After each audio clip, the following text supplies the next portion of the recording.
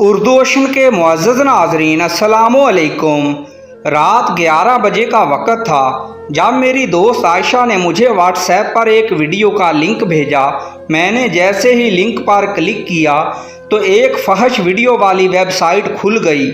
मैंने जल्दी से बिना वीडियो देखे साइट बंद कर दी और आयशा को मैसेज किया और पूछा कि ये क्या बदतमीज़ी है, शर्म करो, मैं ऐसी वीडियो कब देखती हूँ। थोड़ी देर बाद उसका अगला मैसेज आया जिसमें लिखा था कि तुमने अभी तक वीडियो प्ले नहीं की क्या। मैंने झंझला कर कहा कि नहीं, मुझे ज़रूरत नहीं है नंगी गंदी वीडियो देखने की, तुम ही करो ऐसे काम। मेरा मैसेज पढ़कर उसने जवाब में लिखा कि मेरी प्यारी दोस्त, जल्दी से वीडियो देख लो वरना लोग तो धड़ाधड़ देख ही रहे हैं। मैं उसकी बात सुनकर उलझ गई और मैसेज करके पूछा कि आयशा पहेलियाँ मत बुझवाओ, जल्दी से बताओ क्या है वीडियो में। उसने कहा कि तुम्हारी वीडियोज़ हैं, जल्दी से देख लो। मैं परेशान हो गई और जल्दी से लिंक ओपन करके देखने लगी तो मेरी आंखों के सामने अंधेरा छाने लगा। मैं मुकम्मल नंगी खड़ी हुई थी। लकड़ी का छोटा सा कमरा था। एक कैमरा मेरा चेहरा दिखा रहा था और दूसरा कैमरा ऐन मेरी टांगों के दरमियान मेरे प्राइवेट हिस्सों का मंजर दिखा रहा था। वीडियो को अब तक 10,000 से ज़ायद लोग देख चुके थे। मेरी 3 ऐसी वीडियो वेबसाइट पर मौजूद थीं जो बिल्कुल उसी जगह पर बनाई गई थीं।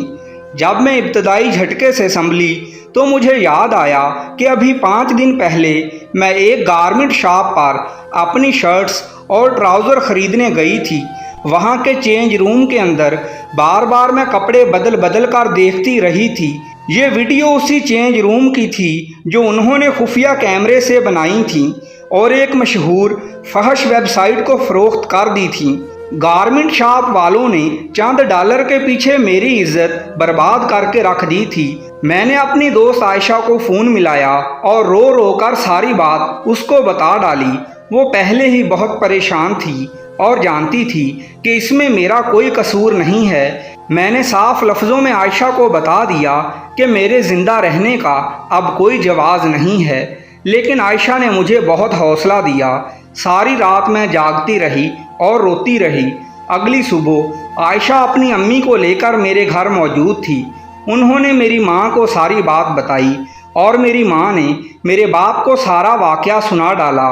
मेरा बाप उसी वक्त करीबी थाने गया और मुकम्मल बात बताकर गारमेंट शॉप वालों के खिलाफ कानूनी कार्रवाई करवाई। ये बहुत बड़ा जुर्म था। सारी पुलिस इंतज़ामिया हरकत में आ गई और गारमेंट शॉप पर छापा मार कर जिम्मेदारों को गिरफ्तार कर लिया। दुकान सील कर दी और चेंज रूम से खुफिया कैमरे और दर्जनों औरतों की नंगी वीडियोज़ बरामद कर लीं और हुकूमत के मुतल्लिका इदारों ने वेबसाइट इंतज़ामिया से राब्ता करके सारी वीडियोज़ डिलीट करवा दी। उसके बावजूद मेरी जहनी हालत बहुत ख़राब थी। मैंने ख़ुद को नॉर्मल करने में काफ़ी वक़्त लिया, लेकिन उस सारे वक़्त में मेरी दोस्त आयशा ने मेरा बहुत साथ दिया, जिसके दिए हौसले की वजह से आज मैं दोबारा नॉर्मल ज़िंदगी गुजार रही हूँ। सब बहनों से गुजारिश है, जब भी ऐसी जगहों पर जाएं तो हर मुमकिन एहतियात करें और आपसे इल्तमास है कि इस तरह की सबक आमोज़ और दिलचस्प वीडियोज़ के लिए हमारे चैनल को सब्सक्राइब कर दीजिए। शुक्रिया।